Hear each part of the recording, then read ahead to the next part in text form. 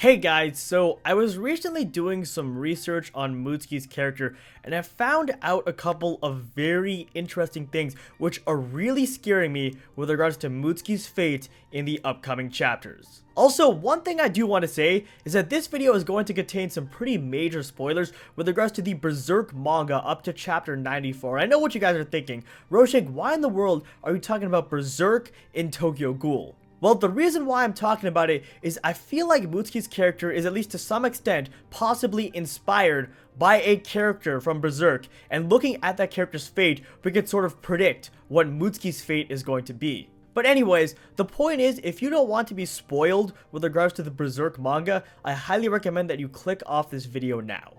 Okay, so let's go ahead and get straight into this, and the first thing I wanted to say to start off is that people have already been theorizing that Mutsuki will be captured by Aogiri and tortured, especially after this last chapter where Mutsuki is investigating Rue Island, which is supposedly the base of operations for Aogiri Tree.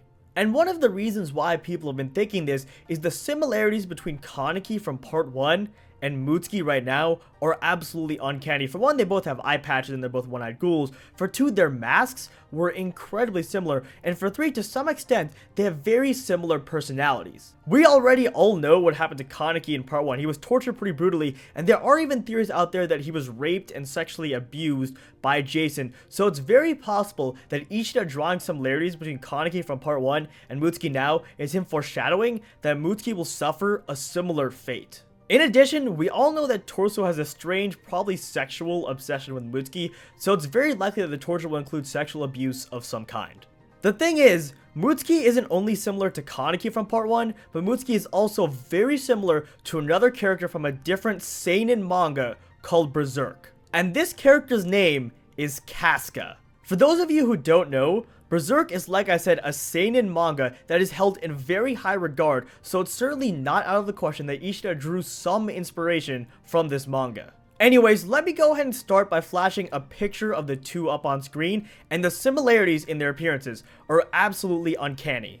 They're both biologically women with short hair, dark eyes, and have very similar skin colors. Also, I'll flash a picture up on screen of both of them with long hair, and once again, they look very, very similar. And I know what you guys are probably thinking at this point. Roshank, so what if they look the same? There are tons of manga characters who have looked the same in the past, so why is this situation any different? Well, the reason why it is different is because the similarities don't end at appearance. Now, we all know that Mutsuki is biologically a female, but chose to live as a man in Tokyo Ghoul, and Casca is actually the exact same way. In order to join a mercenary group called the Band of the Hawk, Casca gave up on living as a woman and began living as a man. This is quite literally the exact same situation. Like I said before, the similarities between Mutsuki and Casca are uncanny, and I can't help but think that between their appearances and their decisions to become men, Ishida was somewhat inspired by Berserk here. Anyways, you guys are probably wondering at this point, what ends up happening to Casca in Berserk? Well, unfortunately, she's brutally abused, violated, and raped in Berserk to the point where she becomes a shell of her former self. And because of all the rape and abuse, she loses all of her memories and her personality reverts to that of a child. She's unable to speak and basically suffers a complete mental breakdown that changes her personality irrevocably. And the craziest part is, the writer of Berserk foreshadowed all of this happening from the second he introduced Casca's character with her name. Casca is the Portuguese word for shell, so from the very beginning, he foreshadowed Casca turning into a shell of her former self.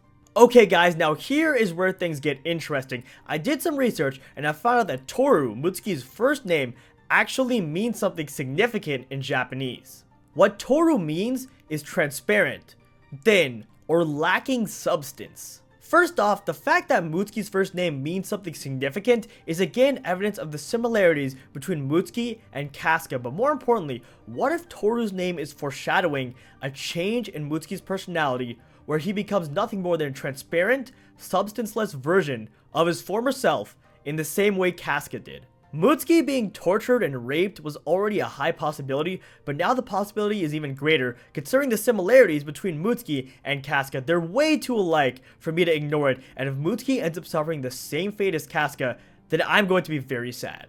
Anyways, that was just a quick theory that I wanted to throw out there for you guys. It's absolutely by no means confirmed. I'm not saying it's going to happen in the next chapter or in the future chapters, but I do think there's a very high chance of something like it happening.